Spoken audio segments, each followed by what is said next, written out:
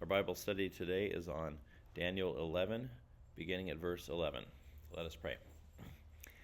Heavenly Father, as we see the prophecy and the vision that Daniel had of the kings of the north and south, the Syrian Empire attacking the Egyptian Empire after during the Greek period, we see that the accuracy of the prophecies declares your control of history. Help us, Lord, to put our faith in the fact that everything is in your hands and that we have nothing to worry about, for you continue to protect your people and to bless us even in the face of persecution and disaster. In Jesus' name, amen. Okay, so you can see on the handout that I have that talks about, the last three chapters 10, 11, and 12, are the final vision of Daniel. And in this final vision, he is describing the warfare that happened. First of all, there's like the physical warfare, which is after Alexander the Great's death in 323. His kingdom was split up by his four generals, and they were the ones who were duking it out. I mean, they didn't just quietly divide it up. After they divided up his kingdom, they started to want to expand their kingdom, and so they started fighting each other. And Daniel's vision describes this physical battle that led up to the one of the worst Greek emperors of all, which was from the Seleucid kingdom, which was Syria and Palestine, and his name was Antiochus IV. The reason why he is so infamous is because he's the guy who you read about in the Maccabees, during the period between the Old and New Testament. So which the Maccabees describes about how Antiochus IV was so evil that he tried to force the Jewish people to worship Zeus, and then he sacrificed a pig on the altar of Jerusalem, and he desecrated it. That you'd think that the accuracy of this vision, it gives so many details about so many of the people that were involved in these warfares among the Greek generals, that you might think that it was written at the time that these generals existed. And that's what most historical critical scholars believe. They say there's no way that Daniel could have had this much detail except after the fact, which means that he would have written this in chapter 11. It would have had to have been written after the time of Antiochus IV. And you can see that sheet that has it's like the family line of these two kingdoms, that is, right? So we're not necessarily looking at, of the four generals of Alexander the Great, we're kind of ignoring the two of those generals, right? So the general that was in charge of Greece, and then the general who took over Asia Minor, Turkey, they're kind of out of the picture. The only ones that are described are what we call the Kingdom of the North. So we're talking about north of Israel, which is Syria, and also Palestine was under his control. But Palestine was kind of like the tug of war between the Kingdom of the North, which was Syria, and the Kingdom of the South, which was Egypt. And so just to remember the names, Ptolemies are the family that controlled Egypt, and the Seleucids are the family that controlled Palestine and Syria. And so because Israel was kind of in the middle, the struggle between those two sections, they kind of went back and forth. So Israel was tossed back and forth between those two kingdoms. And so the sheet here has the two family lines, the Ptolemy line on the left, the Seleucus family line on the right. And you can see that there was some attempts to try to create peace, a peace treaty through marriage. And so maybe the best thing to do is to kind of go through chapter 11 and to talk about who are the characters that are involved in the description here. I was saying that because it's so detailed, most higher critical scholars say that this section of Daniel had to have been written around the 170s BC. But the reason why that can't be is because the whole book of Daniel was discovered among the Dead Sea Scrolls, which were dated to before 200 BC. So how could we have a completed book that existed before Antiochus IV lived and say that this was written after that point when we already have a copy that was found before it? So it's just kind of ridiculous to even imagine that they can even come up with this kind of theory, because we actually have proof.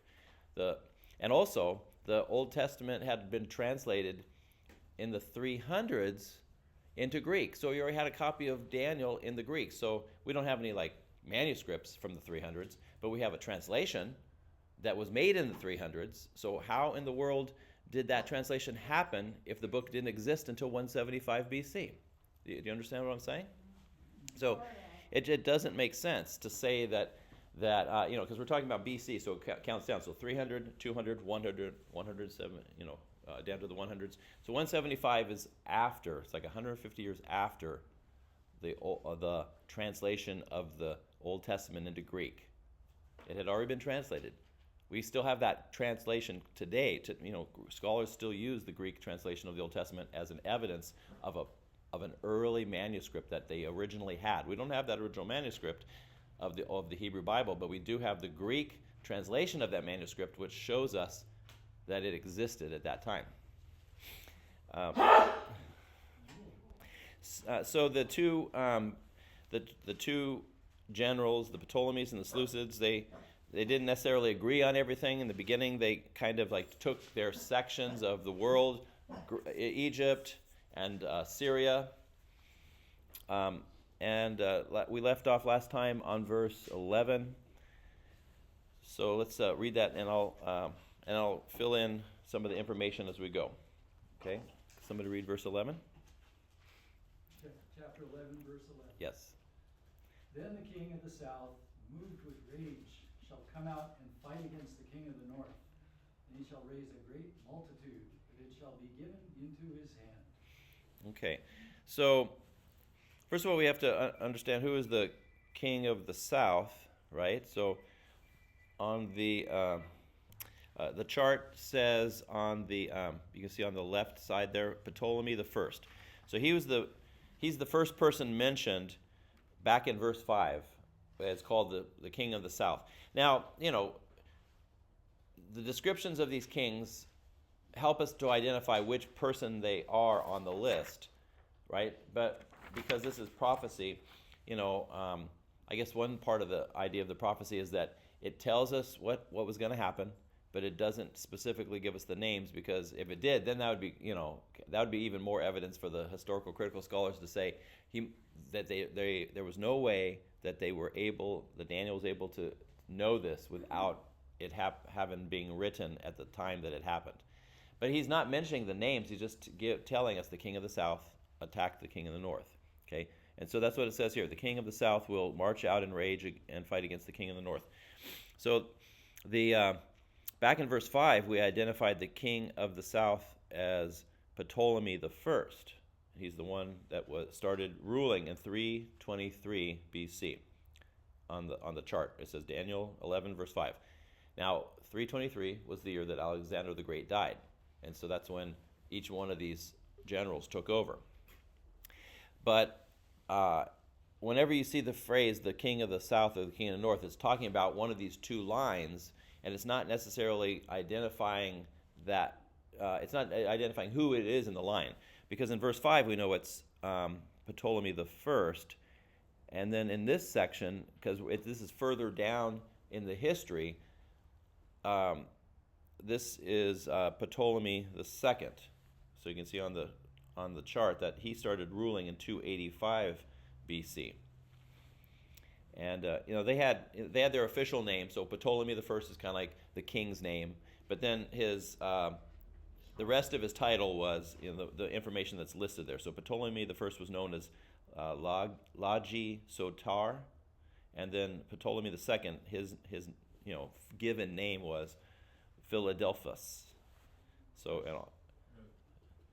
Philadelphus, right? Philadelphus.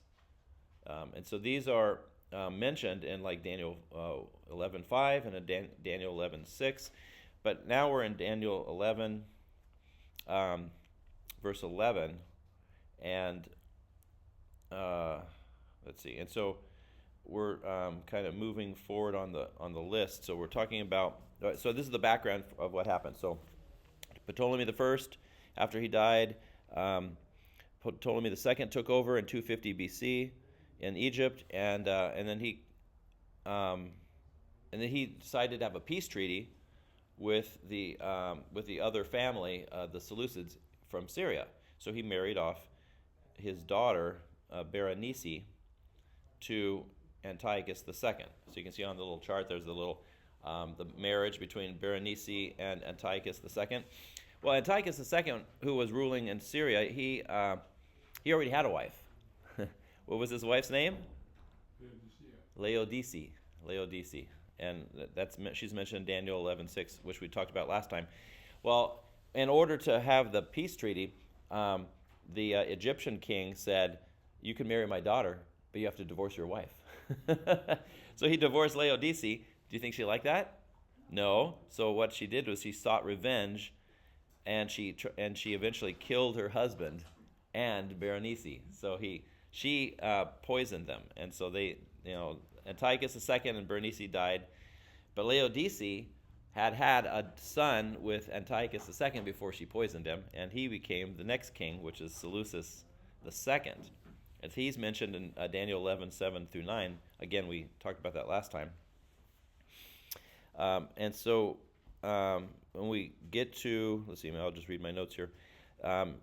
In 242 BC, Seleucus the second tried to invade Egypt, and he failed, and that was mentioned in verse 9.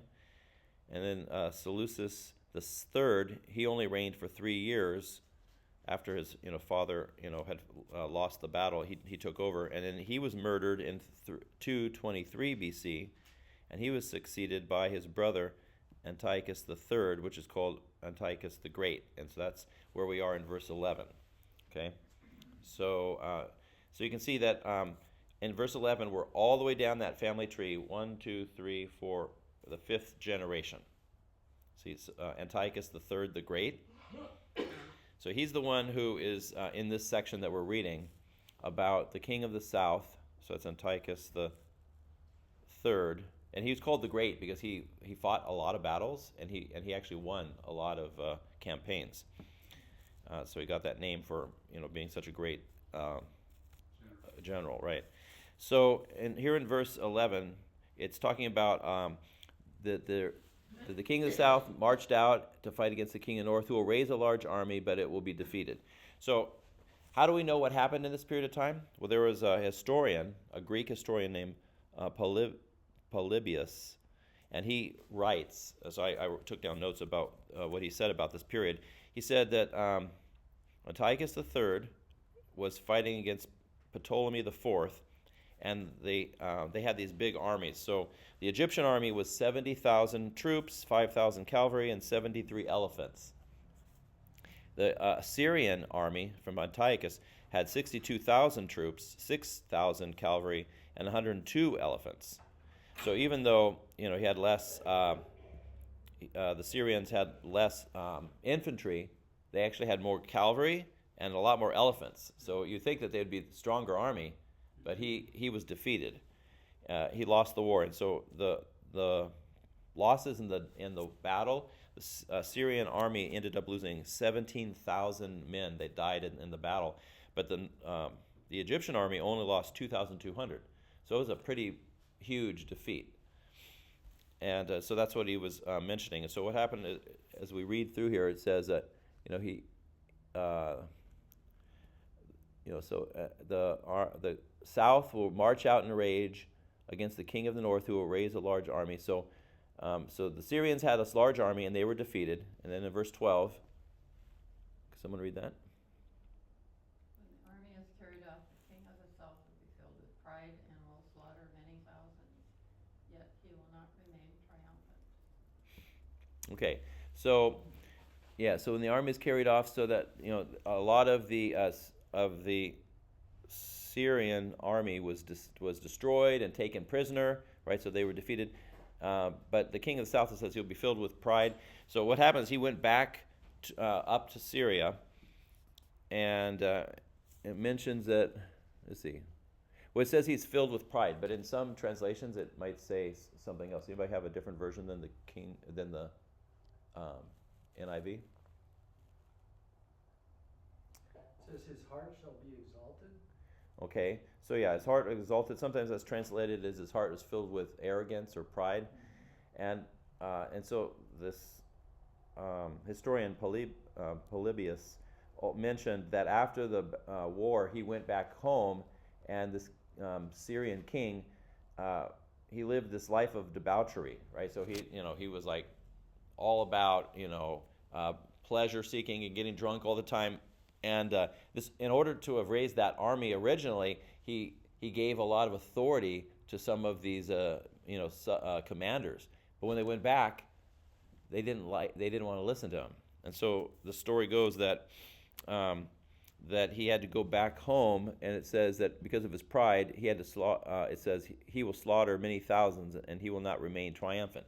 So he went back home. The army that was underneath him rebelled against him, and they actually created a rebellion, and they tried to raise up their own king. So they basically tried to overthrow the guy who was in charge of them. And so things kind of went south for him. So this is all happening to Antiochus III? Yes. Let's see. Antiochus. Right. Let's see. Antiochus. So yeah. So Ptolemy the Fourth was the king of the south, and then the king of the north is Antiochus the Third. Right. So Antiochus the Third went back up to Syria, and even though his army had lost the battle, he went back home, and it says he was caused many to fall because he had to try to put down the rebellion of the people who were not listening to him. It says his own army refused to listen to him after being defeated at Raphia, which is a city on the coast, and so we move on to verse 13. Okay, verse 13. For the king of the north shall again raise a multitude greater than the first, and after some years he shall come on with a great army and abundant supplies. Okay, so it's skipping through the history. It's just not giving us all the details about stuff that's happening, but because remember the Egyptian army had won.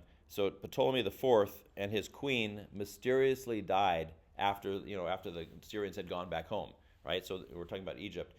So when Ptolemy the Fourth died, then Antiochus the Fourth figured that this was his time to attack, right? So that's when it says that he mustered another army larger than the first.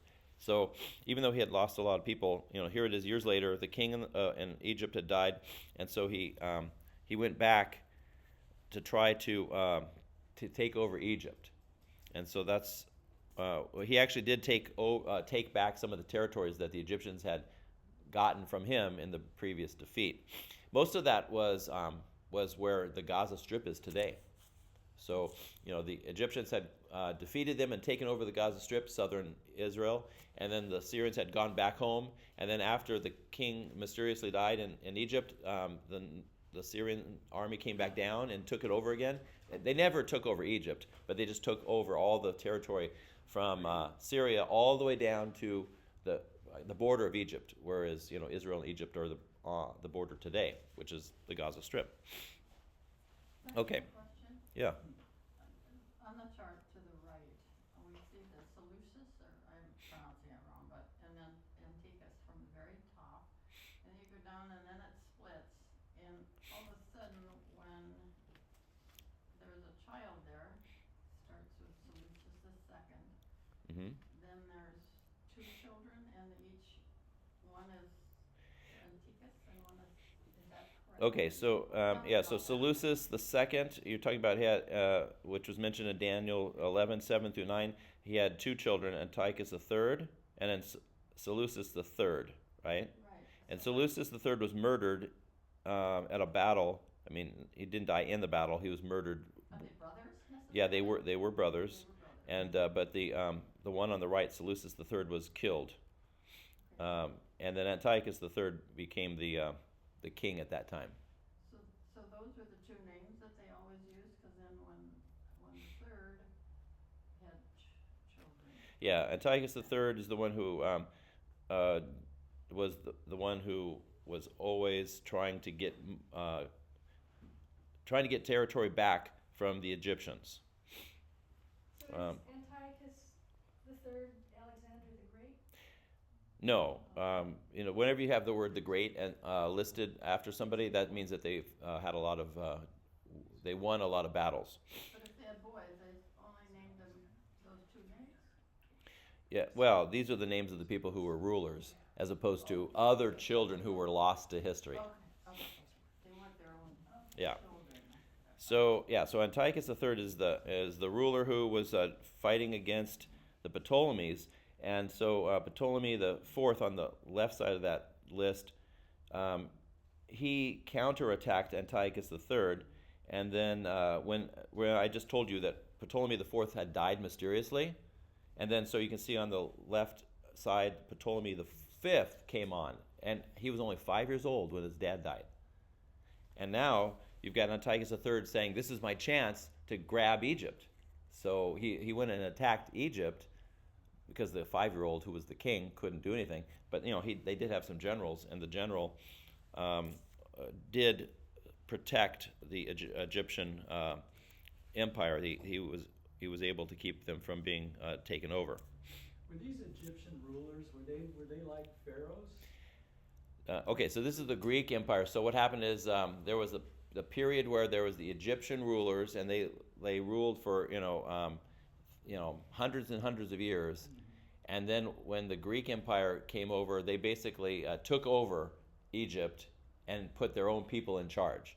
So this is the period of time we call it the Ptolemy Egyptian rulers. So they were not native. So Ptolemy was really He was really a Greek. descendant or an ally of Alexander the Great, a Yeah. general under him, and then Right, but he moved there and he ruled it, and his children ruled it, and his grandchildren. So you can see for a long time. So this is a period of time where it's really the Hellenistic Egyptian period, as opposed to the ancient Egyptian period. So these, Alexandria was the capital then, wasn't it? right? They named it Alexandria because of Alexander the Great. So it had nothing to do with anything. So this is the period of time where things had changed, because when we think about like King Tut and all the ancient mummies and stuff, that was an ancient history, and now the Greeks came in and they took over, and they tried to put their imprint. So anything in Egypt that you can see that looks Greek is from that period. So the Egyptian art influenced the Greeks who came there,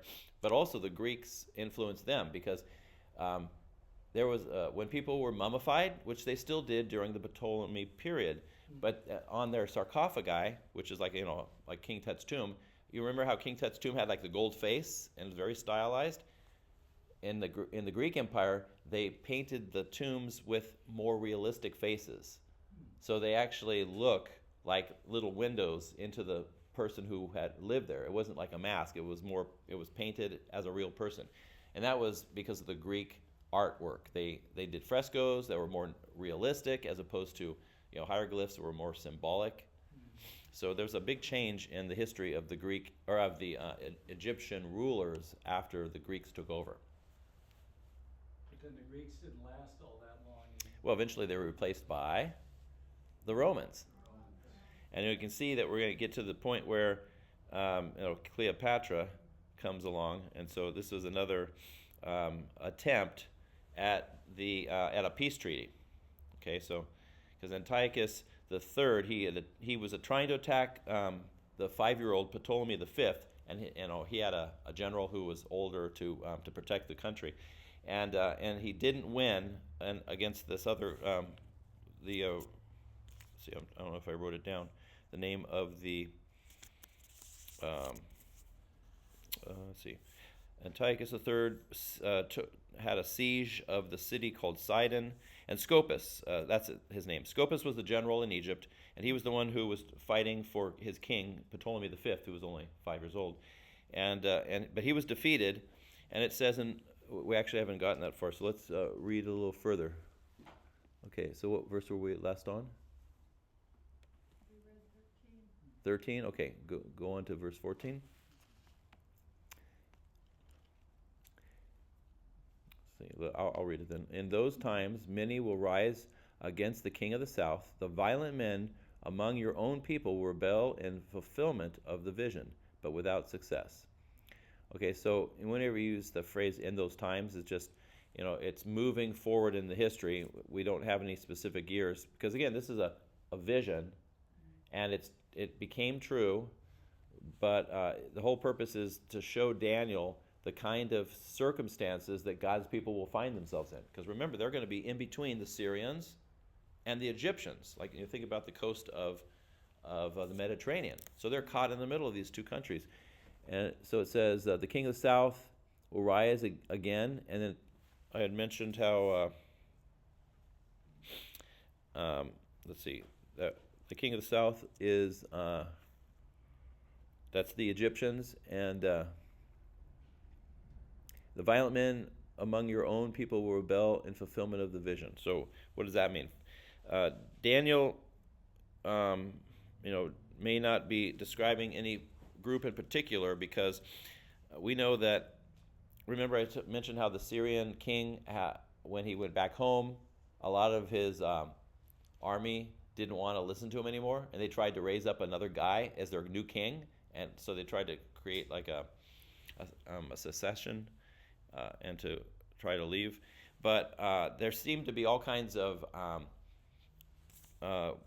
groups within these two countries that were not wanting to listen to their king. So there was all kinds of scandals and rebellions, right? So the violent men might refer to groups that were rebelling against either side. And we know that the kings weren't able to get what they needed to be done. And when it says that the violent men among your own people will rebel in fulfillment of the vision. What vision? These last three chapters, right? So this chapters 10, 11, and 12 are the final vision of Daniel, and that's what he's giving us this picture. Okay, and then verse 15.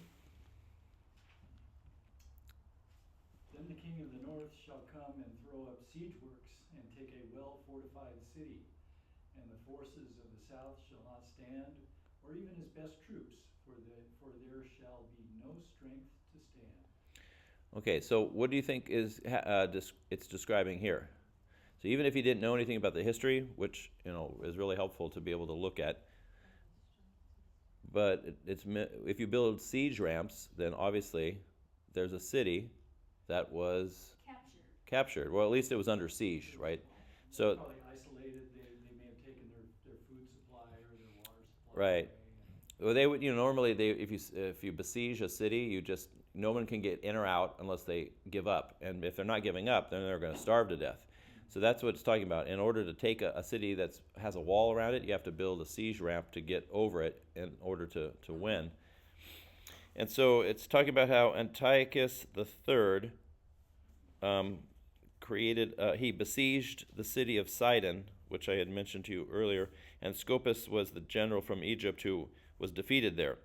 And when it talks about how that there was no strength, it means that that the people who were in the city were dying because of a famine, because they had no food for as long as the siege was happening until they gave up. So Scopas eventually did give up, and he gave up his control, and so the Egyptians were now under the not complete control of the Syrian armies, but they were defeated. And so what happens? Antiochus III wanted to try to seal the deal. So he marries off his daughter, Cleopatra the First, to that. By this time, Ptolemy V he was probably a teenager, right? So now Ptolemy V is married to Cleopatra the First, and he's thinking, how am I going to take complete control of the Egyptians? I'm going to marry off my daughter, and she's going to be loyal to me, and she's going to subvert the kingdom from within, right? So she'll be his spy. Guess what? Did it work out that way? No. So we're going to read in the next couple of verses that his plan, Antiochus III's plan to marry off his daughter Cleopatra to Ptolemy V, didn't work as he had hoped. So let's see that's the next verse. 16. The invader will do as he pleases. No one will be able to stand against him.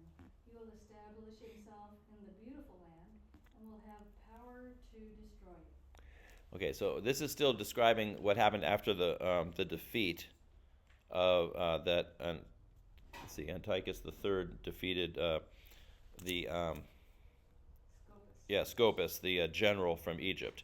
So he defeated the city of Sidon. He had complete control over the beautiful land. So what is the beautiful land? Well, think about some in the Middle East. What are some of the places that are a little bit nicer? I mean, anything too far to the east of Israel is all desert. So the beautiful land could include places like Palestine. You guys were there recently? So what are some places that are beautiful? Well, there's rich agricultural land and an old civilization along the Nile Delta. Okay, Yeah, right. Mediterranean. But usually the Nile Delta is still considered too harsh of an environment. So Crete, the islands, right, and then the Greek islands were all part of considered that beautiful land. Asia Minor, which is Turkey.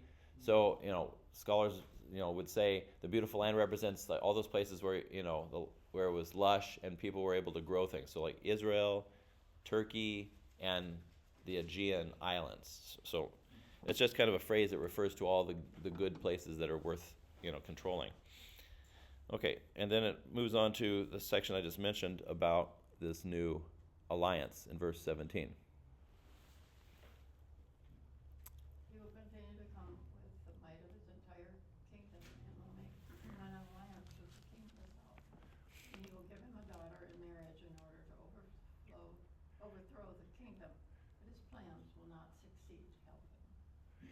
So yeah, again, it sounds so close to what actually happened. This is one of the reasons why these historical critical scholars say, there's no way he could have known this. And yet, historically, we know that Antiochus III gave his daughter, Cleopatra I, in marriage to Ptolemy V in Egypt, and hoping that his daughter would feed him information. How can I defeat this kingdom? But apparently she really did love her husband, and she became completely loyal to him and refused to feed her father any spy information. So it didn't work out, and so the Egyptians actually never were defeated because of this marriage. Okay, so that was verse 17. So exactly what it says. His plans will not succeed or help him. Okay, so Antiochus III, was eager to control Egypt, but he wasn't able to do it. Okay, what the next verse? 18. Afterward he shall turn his face to the coastlands and shall capture many of them. But a commander shall put an end to his insolence. Indeed, he shall turn his insolence back upon him. So Antiochus III, because he couldn't take over Egypt, because his daughter wouldn't give him, secret information, he figured, well, how else can I become rich and powerful? So he decided to attack some other places. So, the Egyptian country was pretty fortified and unassailable.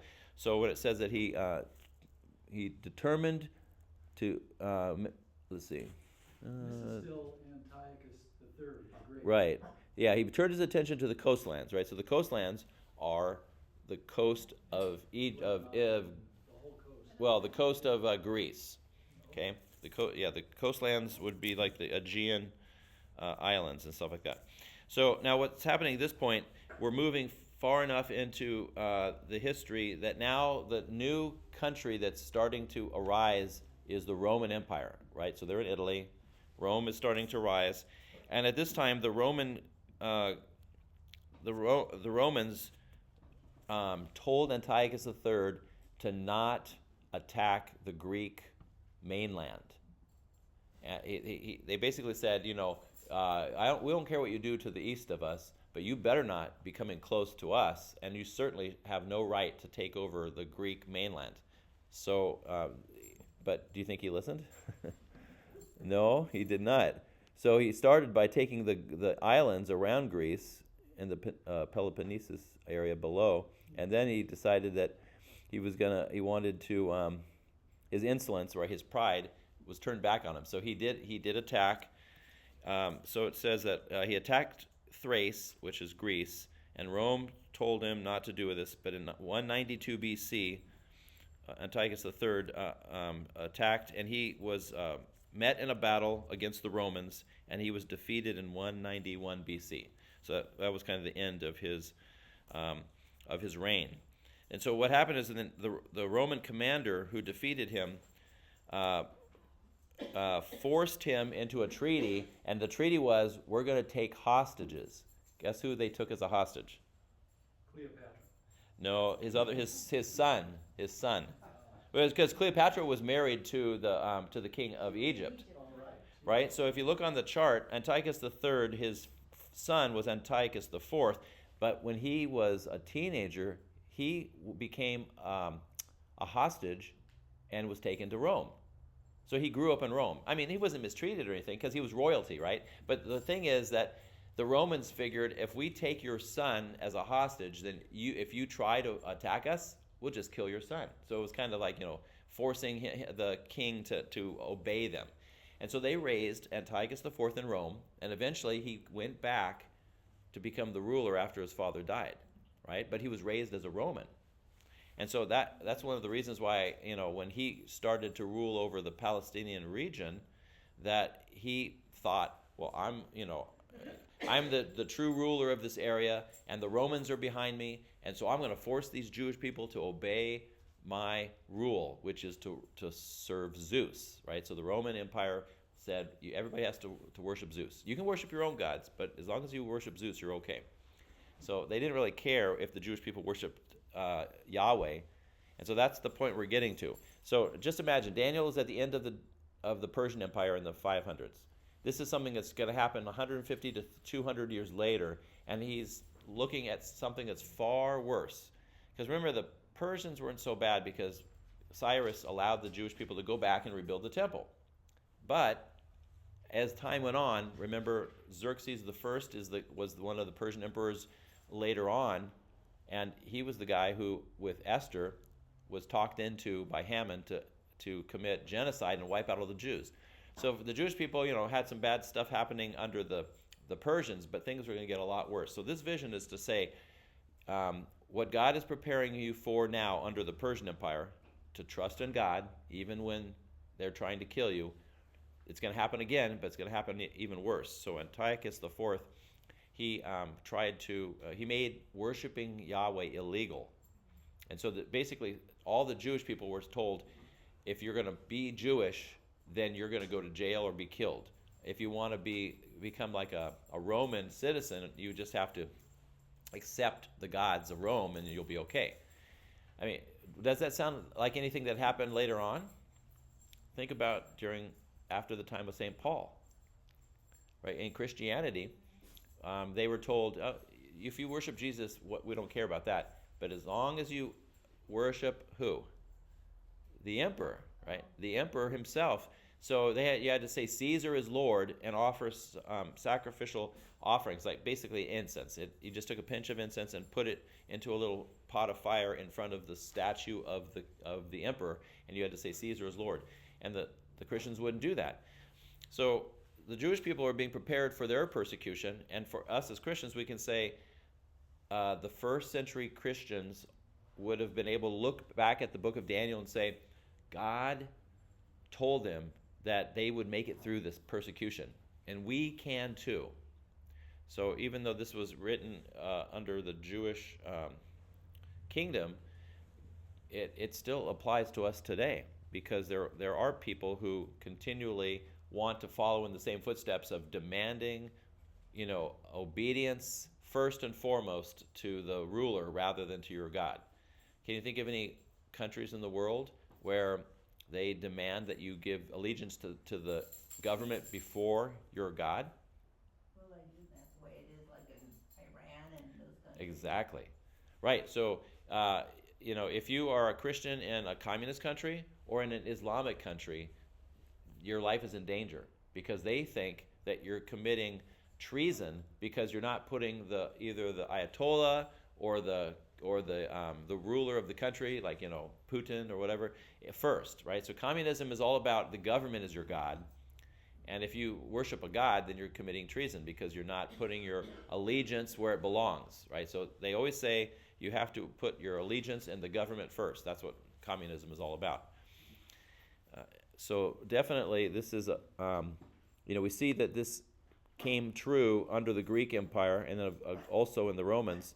And for Christians, we can say, anytime somebody tries to make you give Jesus up, maybe they'll say, you can worship Jesus as long as you put him second, right? And that's why Jesus said things in his ministry like, unless you hate your mother and father, your brother and sister, you cannot follow me. So he's not saying that we should really hate people, but he's talking about that we must love God first. We must love Christ first. Yeah. So putting Christ first is what it means. And putting Jesus first doesn't mean that we hate anybody, really. It means that our love for others is actually able to be supernatural. Because on your own, how well are you able to love people? People who hurt you, people who sin against you. Jesus says, through me, you can forgive. How many times should we forgive somebody who hurts us? 70 times 7, right? So, which is more than you should be counting, right? If you're counting it and saying, "Oh, we're down to the last time I have to forgive this person," then you're not doing it right. We should simply stop counting and say, God forgave us, and so we can forgive others. Okay, so next verse 19.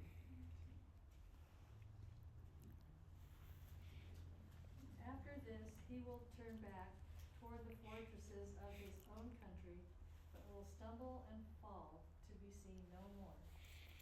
So yeah, Antiochus III was defeated, like I said, in 190, and then that's when his son was taken as hostage into Egypt. I'm sorry, into Rome. Okay, and verse 20. Then shall arise in his place one who shall send an extractor of tribute for the glory of the kingdom. But within a few days he shall be broken, neither in anger nor in battle. Okay, so Antiochus III, he was followed on the throne by his son Seleucus IV. You can see that he's the person on the far right of that chart. He was a brother of Antiochus IV, but he was the one who was ruling while his younger brother was over in Rome as a hostage. My notes, where it says he was not to be found, the notes say Antiochus III was assassinated in 187 BC. That was the end of him. Right. So he was attempting to rob a temple to pay tribute to Rome. yeah. So he was defeated by the Romans in 190, but then he was like a vassal, so he was like forced to give obedience and tribute money to Rome, and apparently they forced him to pay so much money, otherwise they would kill his son, that he was robbing temples in order to try to come up with the money to pay the ransom for his son in Rome. But so he was killed in like you said, in 187. So the notes in my commentary say that let's see, in order to secure more funds to pay the obligation to Rome inherited from his father, Seleucus IV sent his financier to Jerusalem in order to seize the wealth of the temple treasury. Right, so he went to Jerusalem to steal the stuff from the temple, and so he was called the extractor of tribute in verse 20, and this is actually talked about in the book of Maccabees. So 2 Maccabees chapter 3 reports that this finance minister, his name was Heliodorus, that he was turned back by an attack of God's angelic forces. Seleucus IV, his inconsequential reign ended in 175. He did not die in an angry attack of the populace as his father, nor in battle. Instead, he was poisoned by that finance minister guy. Oh, Who- Heliodorus. Heliodorus, right, and he who may have been in league with Seleucid IV's brother Antiochus IV, who eventually took over after his brother died. So he returned to Syria, and he became the one who was really foreshadowed earlier in Daniel's book. Remember the one back in, was it chapter 8 where it talked about, chapter 9 where it talked about that he would create a desolation that causes desecration? He was going to desecrate the temple by putting the statue of Zeus in there and then offering a pig on the altar as a sacrifice. So this is, all these terrible things are being foreshadowed. As we read through this, it might be overwhelming to think about all the history sections that we're looking at, but there's a purpose behind this. God knows how history is going to unfold. Daniel's getting a small glimpse of it, right? I mean, because we're talking about from the 300s to the 150s, right? So it's a 150-year period that he's getting a glimpse at. And so far we've only read a couple of paragraphs. We've already covered about 100 years of that Greek history. Why does Daniel need to know this? Well, he's writing it down. And this is a vision for the future. It's a vision for the people who are going to live after his time to prepare them for what they were going to experience. Okay, let's see. Verse 21.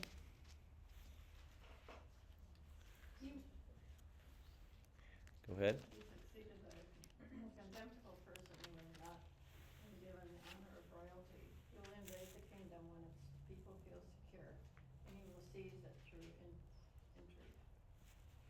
Yeah, so he will invade the kingdom when its people feel secure, and he will seize it through intrigue, right? So if Seleucus IV was the one who was ruler there, and then he was poisoned, and then who took over? I mentioned his brother, who was the younger brother who was living in Rome. That was Antiochus IV. And it says that that he's the contemptible person, right? So the contemptible person is this younger brother who was raised by the Romans. He was a prisoner of the Romans because of that treaty that his father had made. But by 176, he was released in exchange for Seleucid IV's older brother, Demetrius. Right, so they made an exchange. So the Romans are not going to just give up their hostage. They wanted to exchange. So he exchanged his older brother, and this Antiochus IV came to Syria to rule, or to Palestine, Syria area. Okay, so Where do we come across Demetrius in the Bible, though? Demetrius. Well, there are people with that name. It's a it's a Greek and Roman name. But it was his older brother. So Antiochus IV was in Athens when his brother was murdered. That is, that's Seleucus IV. With the assistance of Eumenes II, he acquired an army and marched eastward towards Babylon. And after the death of his brother Seleucus IV, Antiochus IV had briefly seized the throne, even though Demetrius was the rightful heir, right? His older brother was supposed to be the next king, but he was exchanged and taken to Rome, and the Romans let Antiochus IV be the ruler. So there's all this intrigue that's happening. Okay, verse 22.